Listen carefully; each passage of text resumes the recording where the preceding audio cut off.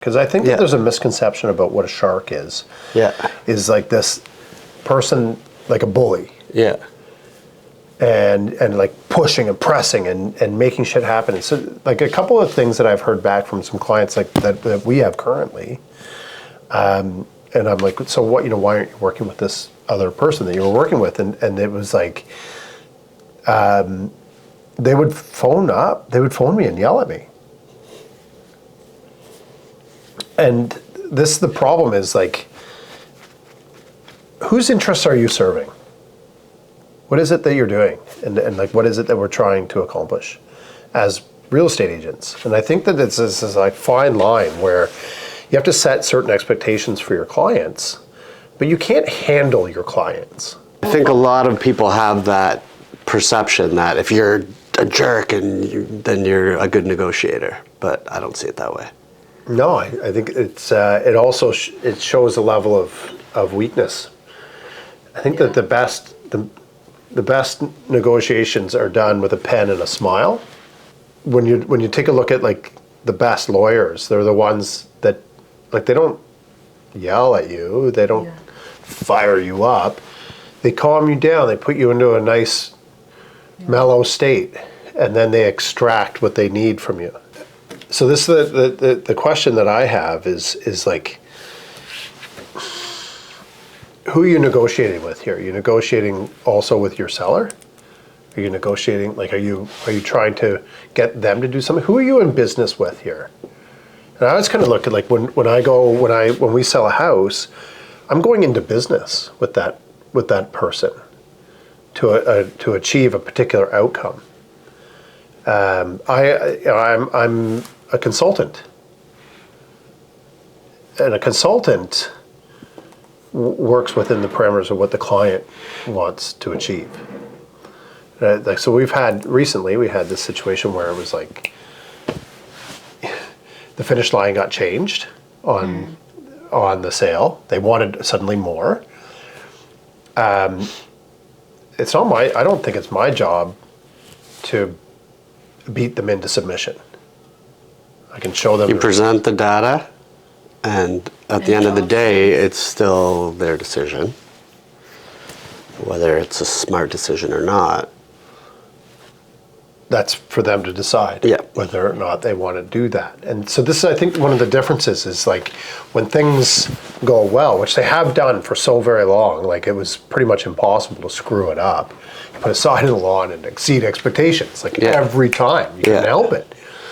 And so now the problem is, I think that we're in a situation where like every time the market shifts, you get maybe at this time, which we're in right now, where there's like a transition. Yeah, where like not every sale is exceeding expectations, and so how do you manage that? I think you have to be careful about what you perceive as being a shark. Are they in it for themselves, or are they in it to serve? And I honestly like. Obviously, I want to make money just the same as the next person. This is a business, but at what cost? What's the cost to the people that I'm working with? And I'm also looking at the number of listings coming out every day, because I want to see if the spring market is going to finally get here. All of us. And I want to see. Yeah. This is what I'll say. Like, I'm like the stats are, like it's fine. You can go in there, you can dig it out. Yeah. What I find is more valuable than the stats is like, how are you feeling as somebody that's like has clients, buyers and sellers? Yeah. How are you feeling about how the market is right now?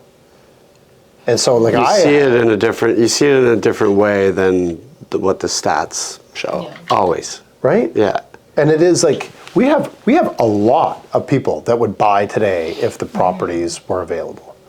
And so I can tell you that I feel that there's a shortage of houses in the market.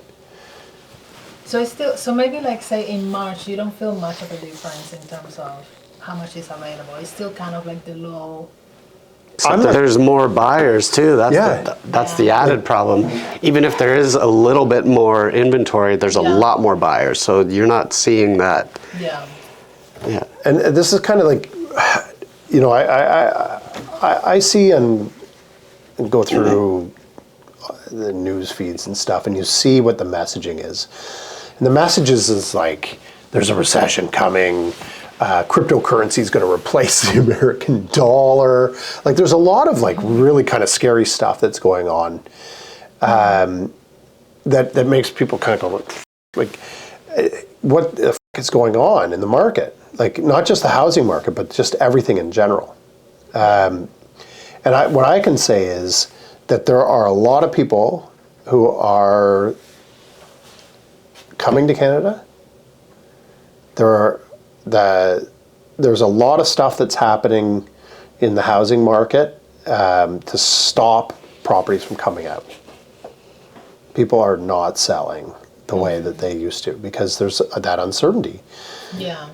And I think, I've talked about this for a long time. I think that one of the biggest things that's being missed when people talk about statistics, the biggest thing that's being missed is what about the houses that represent the 50% of the listings that are missing? Mm-hmm. Which houses are those? Because if you've got two different categories of houses, let's say, just generally speaking, you've got your very expensive houses, the 1.5 to 3.5 million, let's say, and then you have the everything below 1.5 million. What I see is that this segment of the housing market is missing. That's the 50% that's been removed. Not in its entirety, but it's been significantly reduced. Yeah. And so what you're left with is like the houses that are worth less are the ones that are still trading on the market. Yeah. Is that being reported on? Like, But because people like writing these reports, like they don't see the market the way we see it. They just look at the numbers. Well, yeah, house prices are down 20%. whatever, and house prices are down, but look at the houses that are selling. It's all, estate sales. Estate sales, typically Power of attorney. Yeah, as is kind of bank stuff, sales. right? Like and so that's my thing is like the people that have to sell are the ones that are selling. The people that don't have to sell are not selling. And the problem is that everybody has this thing in their head is like the housing market is down 25%.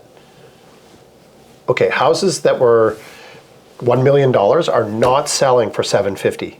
No. Okay, they're not. The houses that were $1 million are now selling for $950 or $975.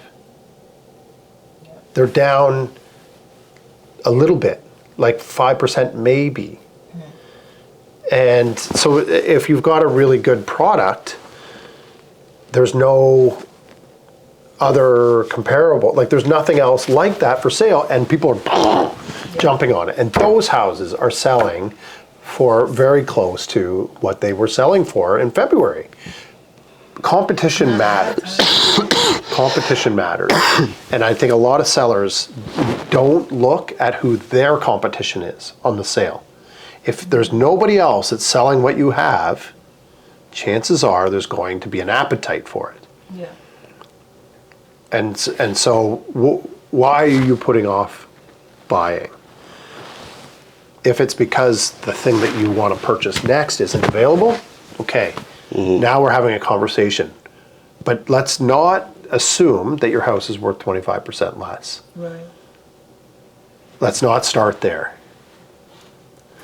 And that's my frustration with what's happening in the market right now is like these statistics are just that. They are manipulated, oversimplified. Yeah. Well, that's why we're looking at these that we've talked about that are leading indicators, right? To see like if buyers are coming back, there's demand. And in that article that came out last week too about like bond yields kind of like falling, and then the fixed interest rates remaining at like more manageable levels, like around the 5 0.5% or whatever the number is, but not as high. And so like that's going to fuel demand even more, right? Yes. And So more not to people- mention the ton of people that are coming into the country. Exactly. Yeah. So like, the immigration to Canada is high, again, very high. And I think, and I've said this before, is like, I think a lot of people confuse immigrant with refugee. They are not, like, just because you're immigrating to Canada doesn't mean you're coming here in distress. Typically, the immigrants have. It's the opposite. They're coming here because they can, because they have the means. And I think, like, just from a mindset perspective, when people think about like newcomers to Canada, they're thinking that they're coming here without the capacity to be able to buy a property or to establish themselves here quickly. So I would like to put that out there and just sort of say, like, if you think that Toronto real estate is expensive as somebody that lives here, but somebody that's coming in doesn't necessarily think about it that way. Right. Maybe where they're coming from, Yeah. real estate is a lot more expensive. There are parts of the world where you cannot purchase a detached single-family freehold home. It's not available.